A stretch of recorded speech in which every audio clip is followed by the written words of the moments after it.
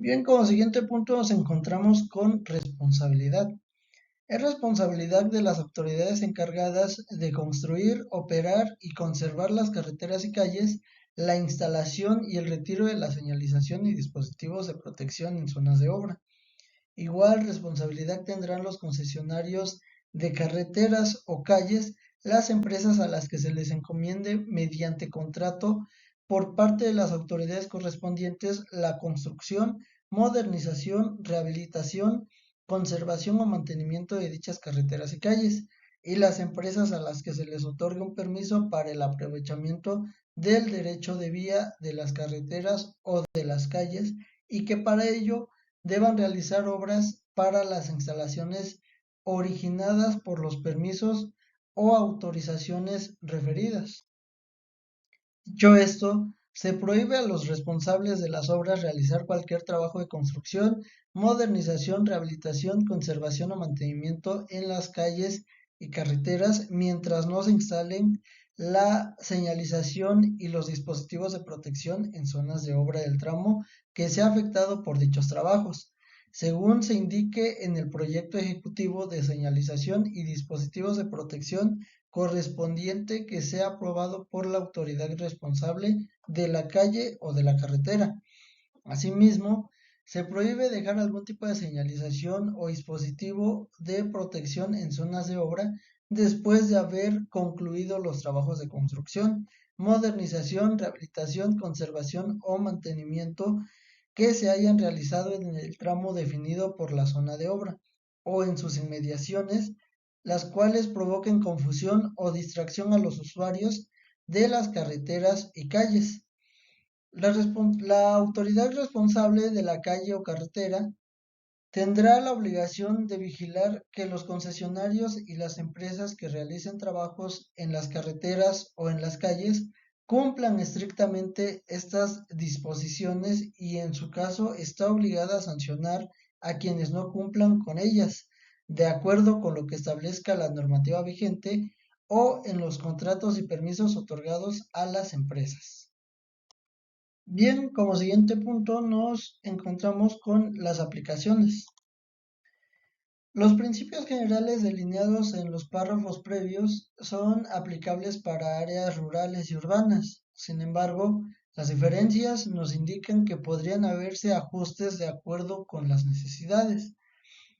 En el caso de las situaciones urbanas, nos encontramos que las características del tránsito urbano son velocidades relativamente bajas, grandes volúmenes de tránsito, espacio limitado para maniobras, vueltas frecuentes, movimientos cruzados y un considerable número de peatones. Las obstrucciones al tránsito serán particularmente a vehículos estacionados, las provocadas por trabajos de construcción, conservación y reparación son las más numerosas y variadas, incluyendo diversas actividades tales como rotura del pavimento para ciertos trabajos, bacheo, riego de sello, marcas y estrechamientos por obstrucciones laterales, los problemas que se agregan al tránsito cuando se efectúen trabajos de construcción, conservación o reparación se reducirán al mínimo. En arterias principales, estos trabajos, si es posible, se efectuarán fuera de las horas de mayor tránsito. Bien, finalmente nos encontramos con los ejemplos de señalización y dispositivos para protección en zonas de obras viales. Como número uno nos encontramos con el ejemplo de señalización de cierre de un carril en aproximación a una curva. De igual manera nos encontramos con el ejemplo del cierre de un carril en carreteras con arroyo vial de un carril por sentido de circulación. También tenemos el ejemplo de desviación por obras en la carretera. De igual manera nos encontramos con el ejemplo de cierre de un carril, el ejemplo de obras en el acotamiento, el ejemplo de cierre de uno de los dos cuerpos de una calle o carretera. De igual manera, este es el ejemplo de cierre de uno de los dos cuerpos de una calle o carretera.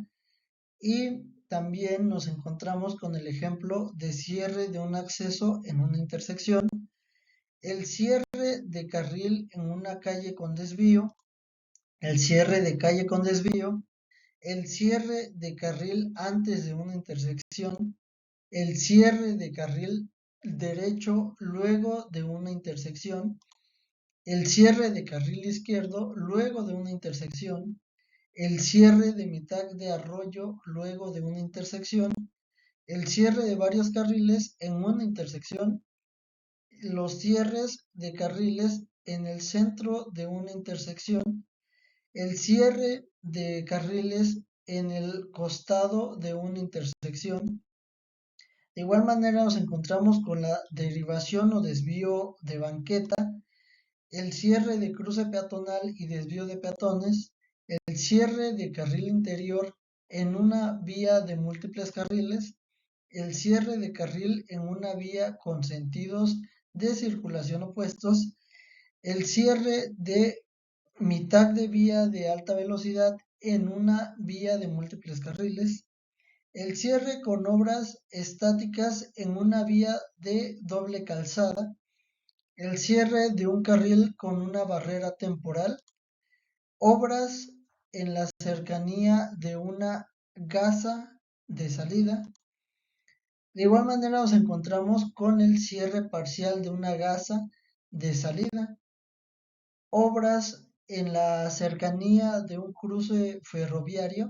y finalmente nos encontramos con cierres de carriles en el centro de una intersección y con esto concluiríamos nuestro tema.